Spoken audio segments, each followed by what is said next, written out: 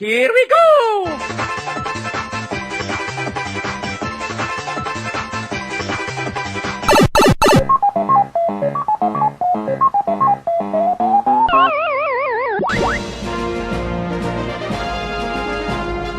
You're listening to the video game show on URN. Hello everybody and welcome to the video game show on URN. I am your host for the week, Mark. I've got sitting opposite me, the one, the only, the inimitable Jack. How you doing, Jack? I'm doing alright. It is only us two today on the show. Obviously, Henry and Dylan are preoccupied this weekend and we have failed to get anyone else in, which is a bit of a shame. We would have loved to have more people getting in, but yeah, I mean, today should be a good show, although it is only two of us. Yeah, it's going to be a little more intimate. Hopefully it'll give us more time to get into a bit more detailed discussions, but I think it's going to be a good show. So, yeah, I don't know, Jack, what have you been playing, man? What's going on? Well, I think the main game that we have both been playing of late is obviously the new Call of Duty that's just been released. What was it, released a week ago now? A week ago yesterday? Yeah, a week ago yesterday. Obviously, it's Call of Duty Infinite Warfare. I've got the one with the Call of Duty 4 remastered in it as well, and it's going good so far. I know you finished the Infinite Warfare campaign. I'm still... I'd like to say I'm about 4 or 5 missions in. I haven't really had much time to sit down and play it, play through the campaign, but again, from what I've been playing it so far, I'm a massive fan of it, and I have been a massive fan of the story modes on the last couple of calls. I know I really like the Black Ops 3 story mode, and I know you and I both played through the Advanced Warfare story mode as well, and we both found that thoroughly enjoyable as well. Yeah, so I think they've been pretty good. Like, we'll get into that in a bit more detail in a bit, I think, but is there anything else you've been playing, man? Like, anything else you want to have a chat about? Like, what's going on in video games? On the way down, I'm a massive fan of the NBA series of games that they release one every year. Now it's around about September time when they release it, and each year they're sort of trying to do something new with the game. Obviously, last year we had the whole sort of story mode with Spike Lee, who is, of course, the owner of the New York Knicks basketball team in America, and he also was the director, so to speak, of that story mode. And they tried to do a lot of interesting things with that story mode. I think they took it in some directions that sports games don't usually go for a story mode. Well, it had a story mode for a start, which is pretty unusual, isn't it? Yeah, I mean, we've seen FIFA doing it nowadays with their with their sort of being Alex Hunter and being this unknown footballer coming up through the ranks of the English youth system and then going to play for your boyhood club. We've seen them doing it now, and I think NBA have absolutely nailed it. 2K are doing a brilliant job with their motion capture and stuff, and each year it's just getting better and better, in my opinion. This year, one of the things that I really liked that they did is before the game got released, about a week or so before the game was actually due to be released, they put out a download for something that they called the NBA 2K17 The Prelude, which was essentially you playing through the high school, I think it's the last couple of high school games for your selected high school, and then you'd also get to choose your college, your American college that you want to play basketball for, get into the final, and then the prelude ends with you being in the NBA draft, which is where the new team, or where the teams pick their new youngsters for the next coming season, and it just fades to black at the end when your name gets called out. So yeah, it really cool. Set it up nicely for the start, and obviously in the start of your career mode on 2K17 you get thrown into that same situation where you're sat at the draft and you get picked up by any number of teams. I think there's 30 teams in the NBA, so any one of those teams could pick you, and really how high you get picked depends on how well you did in the prelude, so it gives you an added incentive to really? So they carry they carry your progress from the prelude over into the game? Yeah, definitely. Oh, that's pretty cool. Again, it's good. It's a very good thing. We have had a text in as well. Hey boys, it's Katie, Brooke and Tanya.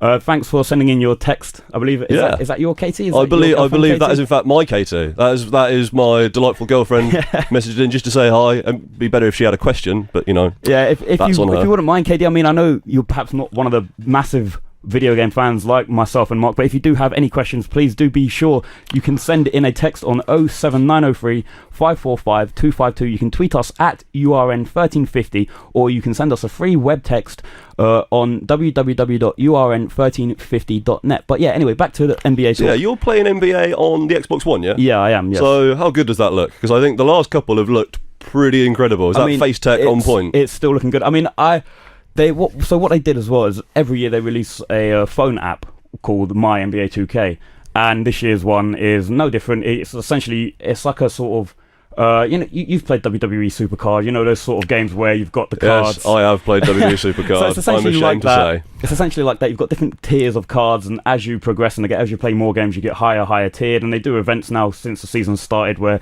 you can play games. You can unlock more cards for it. And I've been playing it non-stop. I think I'm ashamed to say that I think I've got over 2,500 games played on the quick game in that, which is that's a lot of a fake card game. It's a lot of games, but I mean, when I look at it and when I go up against other people and I see that they've played about 20,000 games, so I feel a bit better about myself, and I have no idea how they find the time to play it. Yeah, but anyway, let's get back to it. They released on this app. What they did is they released, obviously each year you can scan in your face. Using either the Xbox Connect or you can use, now they've integrated it into this app where you just have to sort of move your head of your face 20 degrees to the left and 20 degrees to the right, and I've seen a lot of questionable results come out of it. Are you your basketball player in NBA?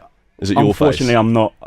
I never really get a good face scan. It always comes up like I've got a deformed sort of nose and stuff, and it looks really weird. Which, again, virtual reality scanning and all that stuff is still very, very it's in its early stages. So you wouldn't expect them to perfect it. I mean, it's come a long way since you could do it on the 360 with that camera, but yeah, it's still pretty rough. Yeah. So I don't know, so we've been playing some games. We're going to get into some more detailed stuff a bit later on, but first we're going to go through some news stories. Do you think? Yeah, there's some news that's been going on. There's some news that's been happening. Yeah, so I think there's been some hardware that's come out this week. I think an interesting one is the PlayStation 4 Pro released this week in all markets. So that's the souped up version of the PlayStation 4. It's got slightly more powerful, looks a bit different. I think it's got a 4K upscaler in it, so it runs things a bit better. It can output games at 4K. What do you think about that? Do you think it's a good move for consoles to start moving into this sort of iterative process? Yeah, I definitely think it is. Obviously, we've seen the Xbox One S being released as well. That's been out for a bit longer now than the PS4 Pro, but I mean, it's looking good. It's a lot more slimline and looking a lot sleeker than the original PS4, isn't it? I think it's about the same size as the original PS4. I think it's a little bit smaller, but the original PS4 has it's like a sandwich style design to it. It's like 2 tiers, and the PS4 Pro, because it's one better, it actually goes up to 3 tiers now, which that's pretty cool. Yeah. I guess that's a thing. Yeah, I don't know. It seems pretty cool. If I was a proper journalist, I'd have the price here, and I could tell people just how much it costs. What's the price going at? I imagine it's going to be 350 quid. I'd say maybe something like that. Around that's an okay price for something that is going to be, if you have a 4K TV and you can output in 4K, and I imagine that those games will look absolutely incredible. Yeah, they look pretty cool. But yeah, I mean, I whether or not I'll be buying one. Obviously, I've got an Xbox One, so I did have a PS3 and I thoroughly enjoyed it. But again, it's just a matter of the price as well. I'll probably wait until it comes down in price. Even by then, they might even come up out with the PS5 or whatever they're looking to do in the future. PS4 Pro. The Pro. Who knows what's happening to consoles these days? It's all going mental. Yeah, it's I think an interesting part about it is the way Sony are focusing development on it. So it's games can't have a lower frame rate on the PS4 Pro than on the PS4. So it's like, okay. Are you querying that message, Jack?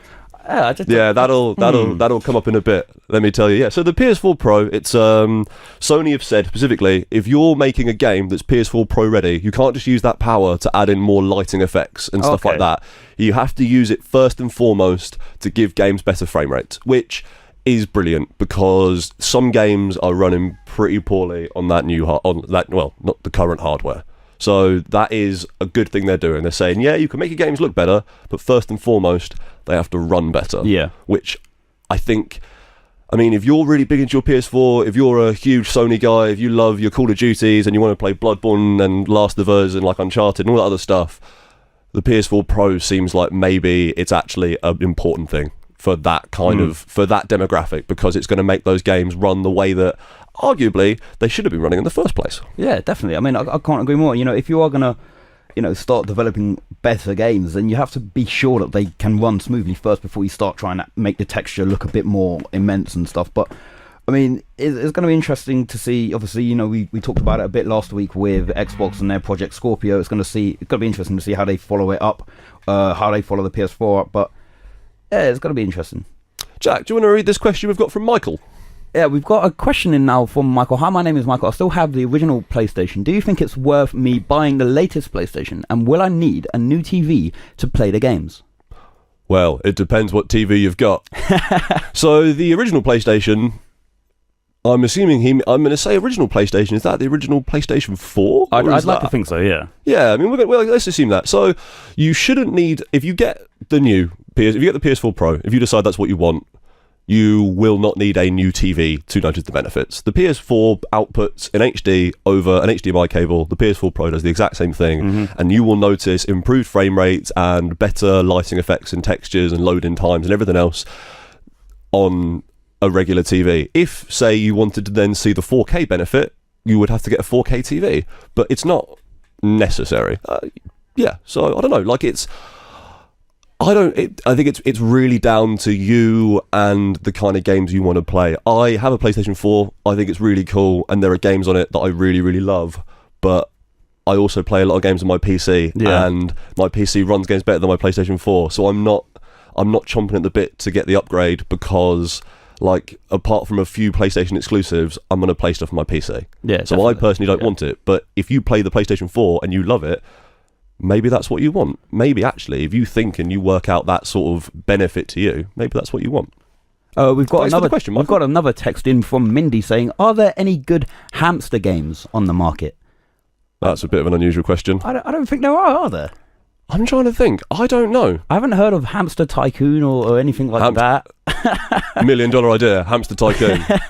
Yeah, I Yeah, mean, I Mindy, don't know. if you want to make a game, Hamster Tycoon, you can have it on us. And yeah, I'm Yeah, sure we'll license that one out to you. But yeah, I don't think there are any hamster games out currently at the There's a moment. game developer called Hamster. Oh, is there? That is they currently do a lot of work with Sony, updating classic arcade and NES titles to run on the PlayStation 4, and they put them out on the Japanese PSN store. So, you know, if anybody's really into, say, Gradius, and they want to play some Gradius, then they get a Japanese PSN account and they get some points cards, and they can do that. And Hamster's putting all those out, so, you know, there's Hamsters kind of involved in video games, I guess. I think we're going to move on now to a game that has, it was released yesterday now, Dishonored 2.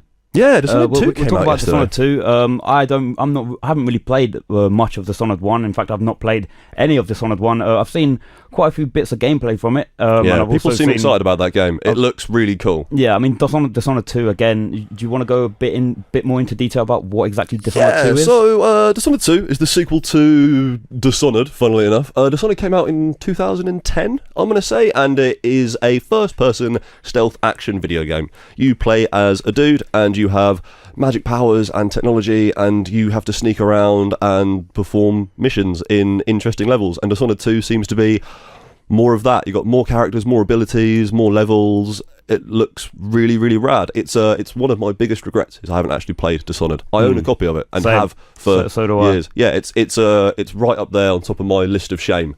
But it looks really, really cool. People are hyped for that. I know our own Dylan, who is not here this week, is a huge fan of Dishonored 1, and he's pretty hyped for Dishonored 2, and I believe he might be acquiring that, so he might be able to give us some opinions on that next week. It's Yeah, really hopefully. cool. I mean, I'm just reading a couple of articles here, and apparently the PC version is having a bit of frame rate issues. Yeah, have you heard what Bethesda's response to that was? I've not, no. I believe Bethesda told fans who were complaining about performance issues to check their settings. Which is really helpful, isn't it? Yeah. You've just set it up wrong, guys. It's on you. Yeah, that's deferring responsibility somewhat, but it seems like it might be a bit of a beast to run. But it looks pretty good, man. Apparently so, yeah. I mean, again, from what I've seen of people who have played it in the last 24 hours on YouTube and stuff, it definitely looks like something that is going to need quite a lot of power to even run it smoothly enough just to, we mentioned it with the PS4 Pro.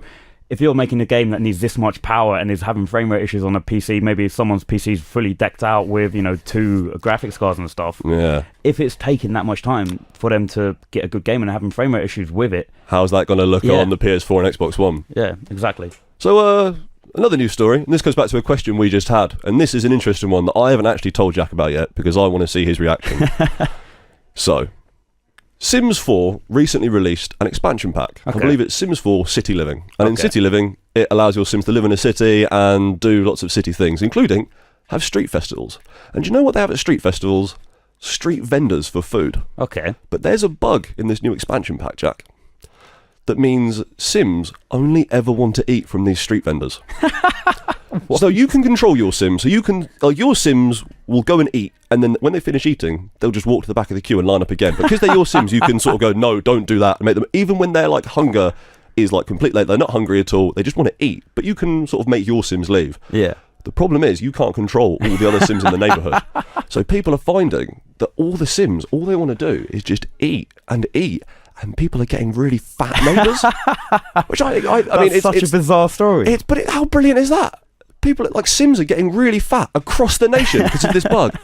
I think it's excellent. And yeah, that was we actually had a question asking why our Sims are getting fat, and that's why there's this unusual bug in this new expansion pack, and I think it's brilliant. I think it's one of the funnest bugs I've heard in ages. I think it's really funny. silly. Yeah, I mean, it does sound quite funny and quite something to watch. If I was to sit down and play Sims and get that expansion and just sit and watch all these other Sims whilst my Sims are staying nice and healthy, and all these other Sims around me just eating themselves fat. into obesity. Yeah, I mean, it sounds hilarious. There's nothing you can do about it. We are now going to go to a song. We've been talking now for 20 minutes, would you believe? We are going to be with you till just after 3 o'clock. But yeah, we're going to go to a song. This is Hydrogen from Hotline Miami, one of the games that me and Mark both enjoy playing. Hello, and we're back. That was Hydrogen by Moon from the Hotline Miami soundtrack. Now, do you just want to quickly go over what exactly Hotline Miami is? Yeah, Hotline Miami is a critical success. It's an indie game. It came out a while back. I'm going to say 2012. Hotline Miami? Yeah, 2012. I'm not too sure when it came out, really. I'll say 2012. That was a good year for indie games. It's a hop-down... I don't know, how would you describe it? I guess it's an action game, isn't it? It's like, very, very fast-paced, hence the sort of very futuristic music. Yeah, it's this crazy, like, psychedelic, like, 80s future, like, I don't really want to call it a murder game, but you do kill a lot of people in that game. It's played from a top-down perspective, and you go around beating people up and solving crimes and throwing knives at people's heads and getting in gunfights, and it's really, really hard, and it's really cool. All the music's wicked. We've actually got a few different tracks for it coming up in the show because, we're having a little Hotline Miami day today because they're all wicked tracks, so look forward to that, and I guess we'll probably talk a little bit more Hotline Miami after each track, I guess. Let's not use up all our content. They've released a second one, so I'm sure that we can talk about that as well, haven't they? Yeah, I've actually got the second one, but I haven't played it yet. I heard it wasn't as good. I don't think it captured the beauty of the first one, because the first one is it's an experience. I think I completed it in one very sweaty and difficult morning. I think it was a very frustrating morning. But it's a wicked game. But do you know what else is wicked, Jack? I do indeed. Would you the like NES to Classic elaborate? Mini? Yes, of course. It is the NES Classic Mini, which is available now. I'd like to say it's not really available because it's sold out within a couple of minutes. Yeah, I think like Amazon was saying one per person, and you can't do one-click buying. You need to make sure everything's set up ready, and it's sold out in 5 minutes, and it's sold out from Game, and it's sold out from here and there, and it's sold out from like the Nintendo store in America and everywhere. Like you can't. These things are like gold dust. You can't get hold of them, but they're so cool. Jack, do you want to tell me what they are? So essentially, the NES was it one of the first ever consoles that Nintendo made? It was Nintendo's first ever home console. It was their first ever home console, and essentially what it is it's a little game. It's like the pioneer of essentially Nintendo's gaming systems. Yeah, the Nintendo Entertainment System, the NES or the NES. It's an absolutely amazing little. It wasn't a little console when you got it, but now they've come out with a little sort of portable one that you can carry around with you, and it's comes preloaded with what 20 games. 30 games. I think it fits in your palm. It's got 30 games on it that Nintendo consider like their classics, and they are the classics. You got like the first two Castlevanias, the first 3 Marios. Yeah. You've got Metroid on there, the Zelda games, Ice Climbers, Bubble Bobble. Like it's the NES games that you want to play. They're the ones that you remember from when the NES was wicked. And it comes with one controller that's like, it looks, from what I've seen from comparison shots, it is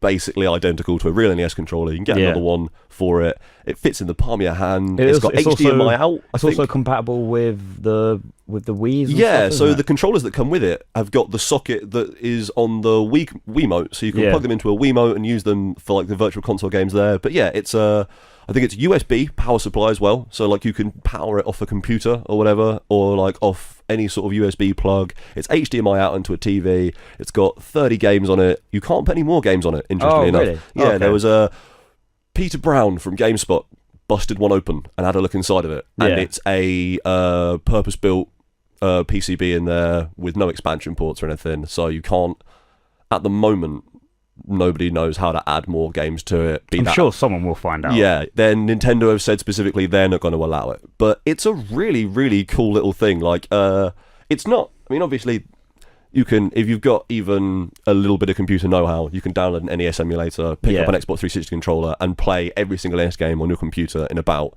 20 minutes, and just get them all there and just go. But the fact that you can go out and spend, I think it's £60 in the UK. That, yeah.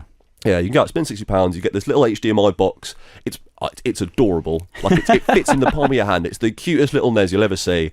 And play the 30 games you want. Like, it's really cool. I totally want one. I don't even really need one. Again, I totally want one. I don't think there's a video game fan out there, a diehard video game fan out there who wouldn't want to own one of these, even though, like you say, you can just download an emulator and play it on your PC. That's not strictly legal, quote unquote, but it's not the same as having, this tiny little thing that was, again, like I say, it was at the forefront of just video games in the 1980s. It was 86 it came out, I believe. Yeah, I mean, it brought America back from the great video game crash. Like, it wasn't as revolutionary in the UK because we didn't quite ruin video games for ourselves the way the US did. But like, the NES is awesome. Like, it's a great console. There are some wicked games on it, and I'm only excited for because I imagine there'll be a SNES Classic Mini as well. Now, as like, this is done so well, it's blown everyone's minds.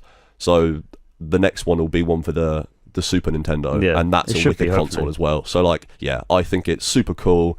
And if you can get hold of one, then power to you, because nobody else on the planet can. But they're wicked. And I think the Famicom version, the Japanese version of it, looks like a little mini Famicom, which is great. It's got, I think, the same 30 games on it, but just like the original Famicom, which had the controllers built into it and you couldn't unplug them, the Japanese one has got the controllers built into it as well. So the Japanese one's even cooler because it's like a little unit with 2 controllers built into it, and it all, it's wicked, mate. It's so cool. Yeah, it is, isn't it? It's probably not even like we said, it's not even really the best way to play a lot of these games, or the easiest way. Because, like, if you're actually into these games, you want to play them, other ways. Like, if you're someone who actually is serious about playing some Super Mario, you've found another way to do it. But if you just want to have, like, a wicked Christmas present, a cool curiosity, something that can sit on a shelf or next to your TV, and it means that you're always 3 button presses away from Super Mario Bros. 3, it's awesome. Yeah, I mean, we're going to move on now. Like, we're going to move on and talk about another game that is coming out soon, I believe. We're going to talk about Mass Effect Andromeda. You're a massive fan of the Mass Effect series. They've recently released a new trailer for it as well. On N7 Day, November the 7th, yes. Which is, if you're a fan of Mass Effect, N7 is a significant thing within Mass Effect universe. It's the designator for Commander Shepard's rank. It's, I think, N means Special Ops, and 7 is the highest tier of it. So, like, N7 is what you are, and it means you're the real deal in special operations. And yeah, so on November the 7th, they put out the first, like, proper trailer, like, not a teaser, for the new Mass Effect game, Mass Effect Andromeda, that's planned to be coming out 2017 at some point. I think early 2017, yeah. And I mean, yeah, I love Mass Effect. I think it's awesome. I think it's the best Star Trek game that's ever been made, which is brilliant. The only Mass Effect game that I played, I think, was number 3, which, again, it's an interesting place to start, game. But it's a cool game. I mean, any game that you start with in the Mass Effect series is going to set you on a good Steve for this one. I mean, it is, like you say, it is essentially Star Trek simulator, where you're the captain of your ship. You go to different planets where something's happening. You get to talk to other people, get involved in political stuff, and the choices that you make with the interactions with the people really affect how the rest of the game will play out. Yeah, and it's a really cool series of sci-fi RPGs, and this new one looks like it's going to be much the same. It's set, I believe it's set 600 years after the first trilogy, and the plot is there's a group of scientists and soldiers, other people who have been put onto a new ship called the... I've forgotten what it's called. I want to say the Hyperion, but I don't think that's true. I think that's actually the name of the ship from the trailer. But either way, and you go to the Andromeda Galaxy, which is a first for Mass Effect. I don't think you've ever left the galaxy in Mass Effect before. No. And it's a whole new adventure out there with new protagonists. So, like, Commander Shepard's not in it anymore. Okay, I was going to ask, do you still play as Commander Shepard? But if it's 600 years in the future, you probably won't. You play as... So this is also the first time that the game has had in-universe male and female predefined characters. So up until now, they've been showing the female of the rider brothers, and so their older siblings. And so the idea is you go in the game, and in the first game you could pick to be male or female Commander Shepard. In this, you pick to be male or female rider. I think it's like Sam and Jess Rider or whatever their actual names are. I forget. And then whichever one you pick, the other one is in the game with you. So if you pick Lady Rider, then you hang out with your brother who is Boy Rider and vice versa, and you're this brother-sister team who are part of this expedition to a new galaxy, and so you get to do that, and you go on an adventure. And I don't know, it looks really cool. This is a little bit more story in this one. Yeah. It showed some more of like what's going to happen in the world, some ancient giant aliens and stuff, which you kind of expect from science fiction. It looks really cool, man. Like, I'm really hyped for it. Yeah, I mean, like I say, I've only really played one of the games of the series, and again, it's the last game of that trilogy, which, again, it's not really the best place to start if you want to play through the trilogy, but it's still a good game. From what I remember of it, this was years ago now that I last played a Mass Effect game, but yeah, I'm sure that a lot of people around the world can't wait for Andromeda to be released. I know I can't. We've got one last bit of news, actually, Jack, I think, before we move on and talk about some other stuff, and this is an interesting bit of news. It's about Pokemon Go. Do you remember Pokemon Go? Do you remember how like people used to play that Pokemon game ages ago? That game where you walk around and get lost in the city. I mean, I know that I was in front of a bus or off a cliff. I was a stumble onto a dead body. I was a massive fan of it. Obviously, when it got released, it was during the summer. And I'm obviously being in London. You know, I've got access to a lot of parks. I walked around Regents, but I walked down to the Buckingham Palace, and I'd never ever been there in my entire life, and you don't quite understand just the majesty of it. And I mean, I think it's a good Pokemon Go is teaching you about your country. It definitely is, and I mean, it's good to get younger people more out and active. But yeah, you've got some news on. I think it was a recent update.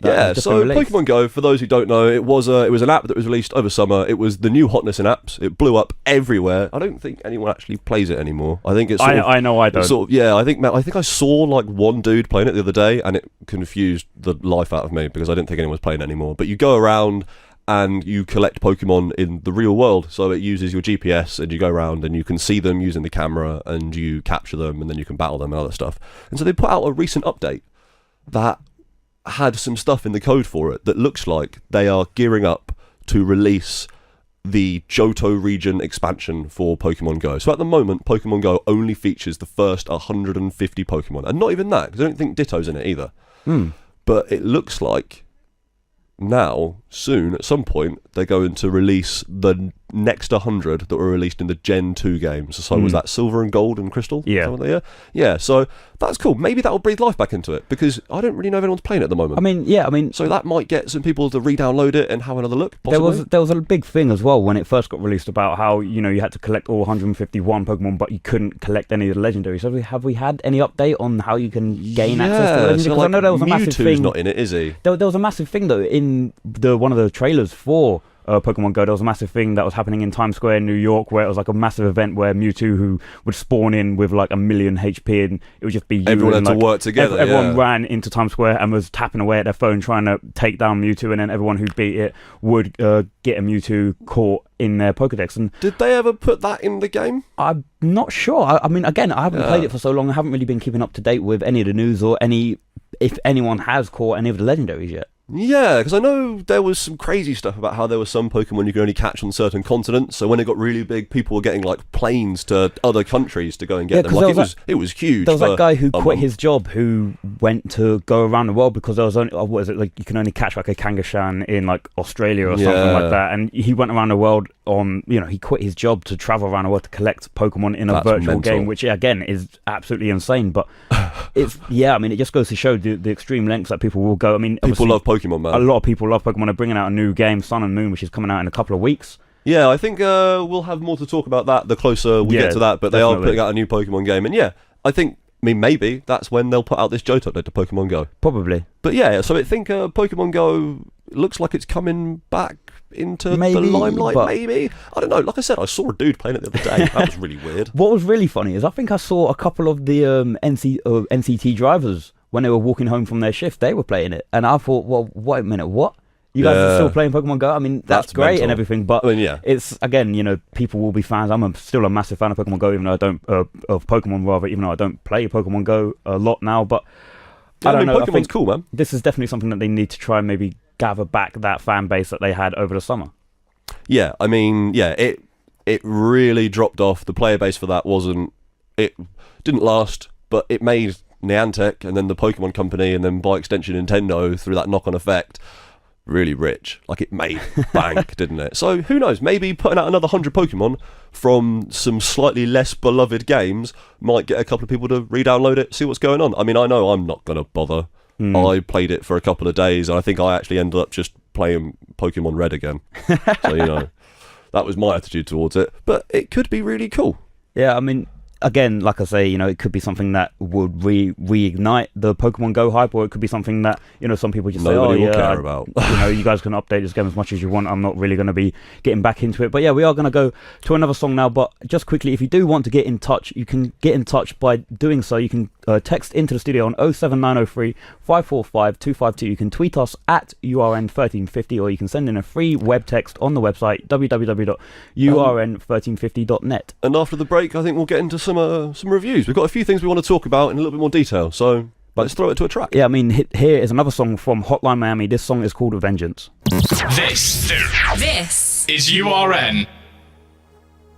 Hello, and we're back. That was Vengeance by Perturbator, and that was also from the Hotline Miami soundtrack. I think we're having a good range of Hotline Miami tracks here. I think it's showing the kind of thing that Hotline Miami goes for. They're all very futuristic and sort of, retro spacey. Yeah, like it's bizarre, isn't it? Yeah. It's a lot of like 80s influenced techno, and it goes with the vibe of that game. I think Vengeance comes in, you get betrayed at some point in that game, funnily enough, and then you go for vengeance. And I think the level after you get betrayed and you're out for vengeance, they play that song, and it works really, really well. You go on a wicked killing spree. It's a pretty violent game, Hotline Miami. As you can kind of tell from the music. The music is not the music for a game where you cuddle kittens, is it? It doesn't sound like it at all. No, but it's a really cool game. I'd thoroughly recommend it to anybody. I should probably play the sequel. Really. Yeah. Well, we are now at the reviews part of our show.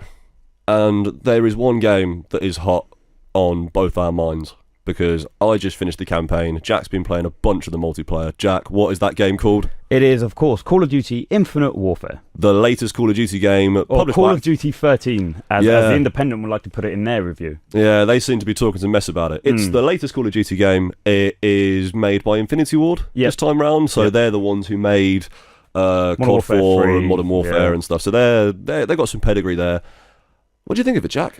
I mean, again, reading through some of the reviews and stuff, it's a bit like Marmite. You either love it or hate it. It seems, people are pretty divided on it. There's no sort of in between where you love it or you hate it, but it could be better if. It's always, I'm really against it, or I'm really in love with it. And I'm one of those people, like I said at the top of the show, I've loved the campaigns throughout the last couple of games, especially Advanced Warfare, which I think was ingenious from Sledgehammer. Yeah, Advanced Warfare was really good. But yeah, Kevin Spacey was in that. Yeah, Kevin Spacey, and the mocap that they had in that was just, again, insane. And they've done well in this one as well. I think the story mode in this, I'm falling in love with. I played it through in 2 days. It's the same length as every Call of Duty game, which is it's about if you sit down and 6 hours, I reckon. If you sit down and play it constantly, I'm sure you can get through it in a couple of days at the longest. I haven't had time, so I'm only a couple of missions into it. But yeah, from what I've played of it, it is very, very good. I mean, I don't want to sound biased, but I do think it's a very good game. We mentioned last week that there were a couple we were in discussion. There are a couple of bits of frame rate issues when you're getting in and out of your spaceship that you get to fly. But otherwise, it runs at like a real smooth 60. But it's the first Call of Duty game to go into space. So it's all the way in space. The last few have sort of done like the 20 minutes into the future. They've been teasing with it quite a lot over the last couple of years. And this one's just gone, no, we've got capital ships, we've got hyperdrives, we've got laser guns. I think it's awesome. I haven't really touched the multiplayer or zombies. I'm not really a big fan of multiplayer COD. I haven't been for a while. I sort of dropped off that one. But I've tried to play the campaigns where I can, and the campaign for Infinite Warfare, I personally think, is awesome. Like, it really embraces its sci-fi nature. I described it as possibly the best Battlestar Galactica game ever made, which, again, a very apt description. Yeah, it's all about real big capital ships pulling up next to each other, launching flak, having guns pointing at each other. You're flying around in jets. You can fly jets in this game. That's important, isn't it? Yeah, It's a week. There's a bunch of like space combat where you're just like on foot and you're using like a jetpack and like a grappling hook to fly around, and you can turn upside down and gank people, and it's a cool game. Yeah. I personally think it's really cool. Again, I've been playing some of the multiplayer. What do you think of the multiplayer, Jack? I don't know if I'm the best person to ask for opinions on the multiplayer, mainly because I'm not that good at it. I've seen you rage at Call of Duty multiplayer as before. I'm sure that many other people who I know have seen me do. Of course, again, like I say, I'm not the best at it. I'm still, again, I prefer the back in the day where it was no sort of jumping around. I did touch Modern Warfare Remastered last night. What do you think of that? Yeah, so it's worth saying Call of Duty Infinite Warfare comes with a remaster of what a lot of people think is the series high point, Call of Duty 4 Modern Warfare. I think the main thing about that game and what made it so popular was it was that first game that was released on, what was it, or rather it was the first Call of Duty game that you could play on PS3. And yes, I believe it was. I think it was Xbox 360, wasn't it? I think Call of Duty 2 might have been on the 360. It might have been. I know that you had World at War as well, which was released afterwards as well. Yeah. But yeah, I mean, it was the one that made that series. People took notice. Yeah, I mean, it was was Call of Duty 1, 2, and 3. People went, oh, it's kind of a Medal of Honor ripoff. Yeah. Like it's all right. Like it's got some good bits in it. But then they made Modern Warfare, and people went, oh my gosh, this is brilliant. And yeah, it's a wicked game. It's the sort of gateway Call of Duty, so to speak. It's something that if you want to introduce someone to the franchise, then this is the game that you would have put them in to play through it, and anyone would have been like, oh my word, this is quite possibly one of the best first-person shooter games ever. It's taken first-person shooters the last 10 years to actually stop just copying Call of Duty 4. But those first-person shooters on consoles have been aping Call of Duty 4 and what it's done, including the other Call of Duty games have been aping Call of Duty 4. It was hugely influential. It's a wicked game. What do you think of the remaster? Does it look good? Does it look really good? It looks stunning. It's absolutely amazing, and I would highly recommend that if you want to play Modern Warfare again, then I would highly recommend going out and buying it. Obviously, it does cost a bit extra. I think it's at the marketing moment around you about have 60, to buy it with 65 quid. Infinite Warfare, don't you? Yeah, and I don't think that or at least I haven't heard that Infinity. I know that when it got released, Infinity Ward were adamant that they weren't going to be releasing it as a standalone. Which Give again, it a couple of months, mate. It sort of entices buyers to buy Infinite Warfare and then again go on and play Modern Warfare Remastered. I personally think that in the next couple of years that they're going to release a Modern Warfare Remastered where they just do 1, 2, and 3 all remastered, and you can buy it, pick it up for maybe 60 quid, and then that'll be worth it 20 quid a you game. get the Soap McTavish story from beginning to end. Yeah, it's an amazing game. You played some of the multiplayer, didn't you, for the remaster? What do you think of the multiplayer for the remaster? Because I'm nervous that going back to the multiplayer from a 10-year-old game, which has been built on for the last 10 years, might be a bit rough. I mean, I played a couple of games. Again, I wasn't very good at it. I think it's going to take a bit of time to get used to going back into the no jumping system, as much as I'm a massive fan of not being able to jump around. Yeah, because Call of Duty 4 does not have the Advanced Warfare, Black Ops 3, like Infinite Warfare style jumps and jetpacks and wall running and stuff. No, you can't do any of that. But yeah, I mean, the recoil from the guns is very, very noticeable for me. I mean, they've sort of toned it down a bit in more recent games, but the kick that you get off when you're shooting the MP5 or you're shooting the M16. The M16 is a lot more stable and it's a burst rifle, but the MP5, which is a sort of close range submachine gun, it's very noticeable how much it kicks up, and unless you've got attachments on it like stock and grip and everything to keep it under control, it's very hard to sort of aim. And again, that's something that a lot of people are going to have to get back and get used to. Yeah, I think like going to a Call of Duty game now where like you've got, in Modern Warfare, you had 3 kill streaks, and you only had 3 kill streaks, and it was what? 3 kills gets you a UAV, 5 kills gets you an airstrike, and 7 gets you a helicopter? Yep. So to think that now we've got like a huge amount of kill streaks you can use, and like nukes and all sorts of things that can affect the way the game goes, and dogs and everything, to go back to just, you've got 3 kill streaks, you've got, like, is it Martyrdom is back in this one, and like it's going back. Yeah. It's going back to a real bare bones multiplayer. And again, this is it, because I think I'm only like level 2, level 3. Obviously, you don't unlock the creator class until you're level 4. So at the moment, I'm still using all of the stock classes, and then everyone else is running around with Juggernaut, which is a perk in the second slot, which you can pick up, which essentially gives you a bit more health. There is something to counteract it, which is stopping power, but obviously I haven't got that unlocked yet, so it's really annoying going up to someone, shooting them about 10 times, and you're having to waste almost a whole clip of ammo trying to kill someone because they've got this perk which allows them to stay alive for longer. But yeah, I think Martyrdom is back into it, which is again is one of the most annoying perks, dropping a grenade when you die, which again, it seems like, well, why the hell would you want to do that? But obviously, other people will kill you, and then they'll run straight over you, and they'll get hit by that grenade. And it's one of the most frustrating perks that I think has ever been in any Call of Duty game. Yeah, I mean, yeah, it's a strange one. I know I've seen a lot of people get very angry about it, but yeah, I mean, Call of Duty. This is the most Call of Duty Activision ever put out at one go. Yeah. You get Infinite Warfare campaign, you get multiplayer, you get the new zombies mode, which looks like it's a whole experience in itself. It's got its own leveling up system and stuff, hasn't it? Yeah. And then you've also got Modern Warfare Remastered and that multiplayer. That's 5 like whole experiences, quote unquote, they've put out for, I think in the UK it's like 60 quid, 70 quid to get the whole thing. But I mean, I don't know. Like, the multiplayer looks like it hasn't really grabbed people. It looks like it might not be what people actually want. It looks like it might be a little bit too much that Black Ops 3, like, oh, it's a bit slow, it's a bit lumbering, like, especially when you've got Titanfall doing wall runs that make you go crazy fast and all that other stuff. Yeah. I don't know if people are going to bounce off the campaign or not, because I personally thought it was wicked. I thought it was a really great campaign that was surprisingly well done science fiction, considering Call of Duty never done science fiction before. But do you think, as a man who has bought the complete collection, do you think you've actually got your money's worth, Jack? We're asking the hard questions again, here. It's a difficult question.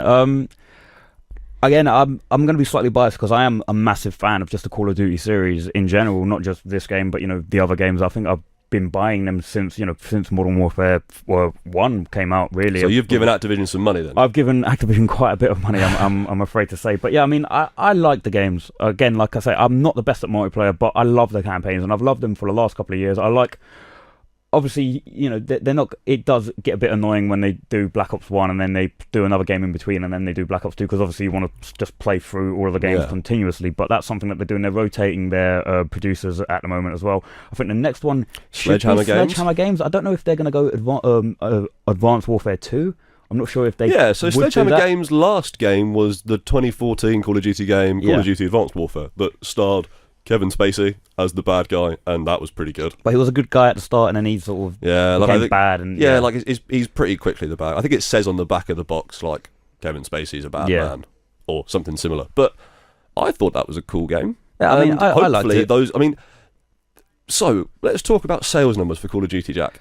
Because you've got some facts and figures there, haven't you? Not just sales numbers. I've got so obviously you can buy it on PS4, Xbox One. I don't think you can buy it on the last gen consoles. I don't think you can get it on PS3. Yeah, I think Xbox 360. I think it's just for these current gen. You can buy it on PC, and I've got a couple of stats now. Call of Duty's player base apparently during their first week of playing, which was last week, is down 76% from last year's when they were playing on the Black PC. Ops 3. Yeah, on the PC, according to Steam, Black Ops 3 did surprisingly well, and it was ranked as high as number 4 in the Steam charts during. What was number 1? Was it like Team Fortress 2 or something? I Dota, I imagine something like probably that. Dota. But it peaked with 63,681 players during its launch weekend, whereas this one has only peaked with 15,280 players, and that's across both Infinite Warfare and Modern Warfare Remastered, which is a bit strange. Do you think the low player numbers are because people are sick of Call of Duty and they don't like it and they're not buying it, or do you think it's because EA have come out and sniped them out of the water by putting out 2 other,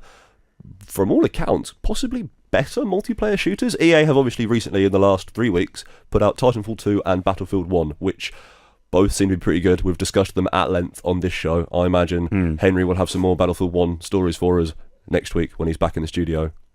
So what do you reckon? Do you reckon people don't like COD anymore? Do you reckon they're getting bored of it? Or do you just think EA have sniped them out the water? I think, you compare you compare all 3 games, and I think Battlefield 1 is a very different game in its own right. I think if you're a fan of Battlefield 1 and if you're good at Battlefield 1, you'll find it hard to get good at Call of Duty, because they are just 2 different games. And it's a very different way of playing a video game. They like the Battlefield 1 maps or every Battlefield game ever. The maps are just really, really open, and there's a lot of destruction in there. You can blow up the side of a house, and you see the destruction big maps, effects, vehicles, and stuff. squad combat. Like it's a lot more of.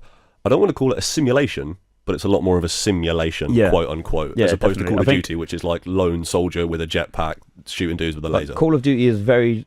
They're moving very futuristically with the way that they're doing these games. I'm not sure what they're going to do on their next game. I'd like to assume that it would be Sledgehammer, that they would go back. I don't know if there's still. Yeah, I mean, hopefully, I think there's a consensus that Sledgehammer are sort of the last chance for Call of Duty to be relevant again, because Black Ops 3 sold pretty well, but I think people were dissatisfied with the Well, this is multiplayer in it. it. Advanced Warfare was, ever since Advanced Warfare, the sort of player count and, the revenue and sales and stuff has gone down ever since Advanced Warfare. So I'm not sure if they need a second Advanced Warfare or something completely new that is going to be done by Sledgehammer. And yeah, I mean, we talked about this a bit during the week, but we both sort of want them to do something new, but don't want them to follow in the footsteps of Battlefield 1 in the fact that they're going to go back and do maybe a World War I game. Yeah, I think I'd be really disappointed if it turns out the new game from Sledgehammer is actually going back to the World War, because I think EA have tried really hard this year to put Activision on the back foot with first-person shooters. They're trying to muscle Call of Duty out of the number one spot and get their 2 games up there. And I think Call of Duty still has a chance to be awesome. Like, people still like those games. We'll still buy them. They do still sell, even though they're selling less at the moment. And I think if Sledgehammer can come out and give people a good reason to pick Call of Duty, and they don't just do what EA has done and go, oh, we'll just make a World War I game, maybe it'll make them relevant again. But if they cock it up, then I mean, that might be it for Call of Duty. Yeah, at least for a little bit. And then in maybe 10 years' time, we'll get Call of Duty with no numbers and no subtitles, and it will be crazy and everyone will love it. But who knows? Like, Call of Duty's been on the down since Ghosts, really, hasn't it? I mean, I didn't even know that they released Ghosts.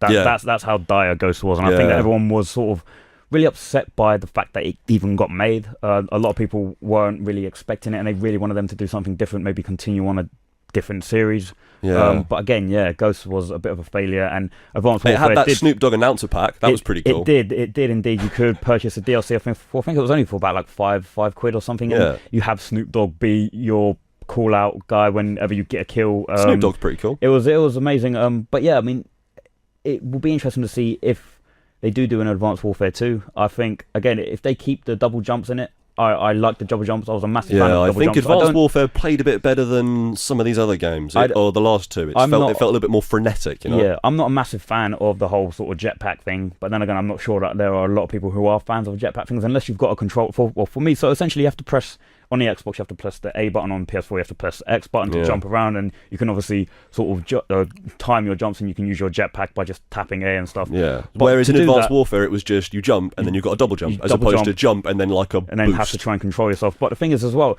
is double jumping, I know this sounds really, really lame and really, really nerdy, but it means you have to take your thumb off of the right thumbstick, which is the thumbstick that you use to aim. Which again, that's why people played bumper jumper in Halo, wasn't it? Yeah, so you could jump without taking your thumb off the stick. Unless you're going to program yourself, obviously muscle memory plays a huge factor, and I've been doing it for years now, just mashing the A button to jump. Unless you're going to train yourself to use one of the bumpers, it's always going to be very hard. Oh, I don't understand how other people in the world do it. Maybe they are using the bumper jumper system, but I just can't do it. I can't jump and then sort of aim in midair, because by the time I'm aiming and I'm locked onto someone, I'm already dead. Which again, that's me being really bad at Call of Duty. But again, I'm sure I could probably rage about Call of Duty for hours and hours on end. But we are going to go to another song now. One last song. We're going to go and play again another song from Hotline Miami. But when we come back, we're wrapping up for the next 15 minutes. We're going to be with you until 3:15, and then we're going to be talking a bit more about other games that have been released. And of course, I have downloaded the Steep beta, so we'll be talking a bit more about that. But for now, here is Miami Disco. And we are back. That was Miami Disco by Perturbator, also from the Hotline Miami soundtrack. I think there's a theme here, isn't there? It's a pretty good track, isn't it? I mean, all of the songs that we've had so far in the show have been, they sound really, really futuristic, really cool, and again, they're awesome. It definitely plays in with the style of game that Hotline Miami is. If you haven't got it, cool I game. Definitely recommend going out and buying it. They do have a second game as well. But again, like you said earlier, it's not really... I don't know if people liked it as much. No, it doesn't. I think the first one, there was a zeitgeist around it, because it was so, it was really violent and stylish, and the music was incredible, and it was really fast-paced, and, it was cheap, and you picked it up, and it was like, yeah, this is awesome. And it formed this cult about it, because it had, secrets in it, and it had all these ways of playing it, and there was a point system, and the music was really great, and everyone loved it. And the second one came out, and people, I think it just tried to be a bit too edgy. I think they tried to mix it up a bit too much. They tried to be a little bit more interesting, and I think in a lot of ways actually lost what made it brilliant. But enough about Hotline Miami. We actually have 2 more games that we're going to talk about quickly before we leave you, and one of those games is Steep. Jack, tell me about Steep. Yeah, so essentially what Steep is it got announced last E3, and what it is it's a sort of it's an extreme sport sort of simulator where Extreme snow sports more specifically, where essentially you play as a guy. So I downloaded the beta, you get dropped in and you go through the tutorial, and it's just this guy telling you that, you know, it's from what the map looks like, it looks like they've sort of tried to make the Himalayas in game.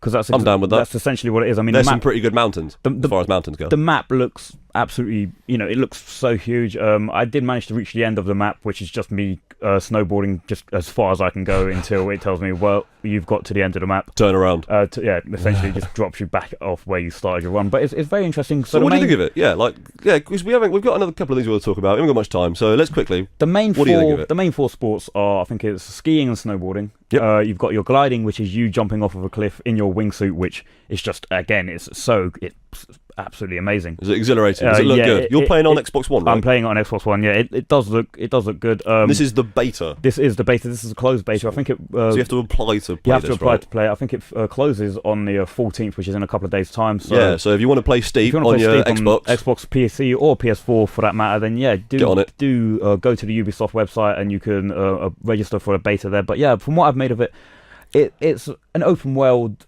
snow sports thing as well. You know, I played it a bit last night, and you'd be snowboarding down a mountain, and you'd see other people who are playing it worldwide playing it as well. And yeah, I mean, we've had a text in saying before GoPro, recall Steep as well. Yeah, people are. It's the GoPro game. People are calling it. A lot of people are calling it that.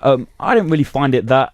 I mean, that GoPro-y. It's not that GoPro-y. I mean, there are some times where if you do an amazing run and you do some stunts, you can watch the replay back, and you can watch the replay back from your GoPro. But did you do a flip? You can do flips and stuff on it, and watching a flip back on a GoPro, it looks really, really weird. It's just a blur of, you know, white snow and then white sky, and it just looks really weird. So I'm not sure what they were going for with that. I mean, it does look, it looks good. What would you give Steep out of 10? Out of Steep 10, beta out of 10. Quick, I'm putting you on the spot. I would probably I'd have to give it maybe a 7. That's pretty good. Yeah, I mean, it's decent. 7 out of 10 it's a decent game. Hey man, maybe the actual game will get like an 8 or a 9. I've got the beta, but I don't think it's a game that I'll pick up. But again, you know, there are going to be fans out there who are fans of previous snowboarding games, previous winter sport games, who will absolutely fall in love with this game. And I think if you're one of those people, you should definitely go and purchase it when it does get released. Wicked. Well, the last thing I want to talk about is a game called Far Cry 3 Blood Dragon, which is not a recent game, let's be honest. But, and this is a pro tip to everyone listening, Ubisoft are celebrating their 30th anniversary this year, and as part of that, once a month they give out a game for free. And this month's game, which is available up until the 15th of November, I think. Possibly December. I'm not sure. I have to double check. But this month's game, which you can go and get now, is Far Cry 3 Blood Dragon, which was the crazy future 80s neon expansion to 2012's Far Cry 3, which was a wicked game. Mm-hmm. And Far Cry 3 Blood Dragon is also a pretty good game, especially for free. So I think you download Uplay and you go onto the Ubisoft website, and it's called the UB30 promotion, and you click the button and they give you it for free and you can play it. And I think it's going to be on Games with Gold this month as well. So if you've got an Xbox 360, you can play that too. And yeah, it's great. It's got Michael Biehn, star of Terminator, in it, playing an 80s action hero, Rex Power Colt, and it's so 80s. It's got like the gun from it's got like the pistol you use is the pistol from RoboCop, and the sniper you use is the sniper from RoboCop. Oh, brilliant. The assault rifle is the assault rifle from Terminator. The shotgun you use is the flip-cock shotgun from Terminator 2. You know, the one he shoots it and then flips it around his hand. Yeah, like, it's so 80s. Everything's neon. Everything's like, there's a VHS like tape effect over all the screens, so all the colours kind of blur. There's a lot of chromatic aberration and stuff. It's really cool. Like, it's not a particularly difficult game. It's not particularly complex. I've played for like 4 hours of it, and I think I'm almost done. I think about 3/4 of the way through it. But it does what it wants to do. It sets out to be as 80s as possible, and it does that really well. It's pretty cool, and it's free. So like, get out there and play it. Also free, which I haven't played yet, but everyone should play, is Dirt 3. So if you go on the Humble Bundle website, I think it's humblebundle.com, they're doing a free promotion, which I think is actually only open for another 3 hours. So in the next 3 hours, guys, if you're listening, get onto humblebundle.com, and they will give you a Steam code for Colin McRae's Dirt 3. Brilliant. Which is, that's a racing game. I don't know, I'm going to have a little play with it, because it was free, and that's cool, and we'll probably talk about that next week. But we've got a couple of minutes left to quickly talk about some hype, Jack, before we have to leave this studio and go and get on with our lives. So, there's a game coming out in a few days. It's the only big game coming out next week. People are pretty hyped about it. It's called Watch Dogs 2. Do you want to tell us a bit about Watch Dogs and what the whole series is? Yeah, so Watch Dogs was an open world third-person shooter where you can get in cars and drive around and you can hack things. So it's like GTA sort of thing. It's made by Ubisoft, but like the big twist is you can hack traffic lights and cars and other stuff, and it's set in like this future where everything's linked together by this system, and you learn how to hack it. So you're this future hacker murdering dudes and like causing mayhem and mischief. And people weren't really, like, the first one kind of bounced off a lot of people because I think it was a bit rough around the edges. But it looks like this second one is set in San Francisco. You play as this new dude. I forget his name. That's terrible. Yeah, journalism at its finest here, folks. Yeah, but it looks really cool. It's coming out on the 15th for Xbox One, PlayStation 4 and PC. It's an open world game where you can shoot dudes and hack things and go on missions. It looks pretty cool. I don't know if I'm going to pick it up because I haven't got very much money. I'm a student, but it looks pretty rad. Maybe we'll have a chat about it next week. Yeah, I mean, it does look very good, but I'm afraid that is all we have got time for. That's the show, folks. On today's video game show. Coming up next, obviously, with the events happening this week, we've obviously got a new president of America. We're going to be playing a quick little bit from the Extra show, but for now, here is our last Hotline Miami song. This is Miami. By Jasper Byrne.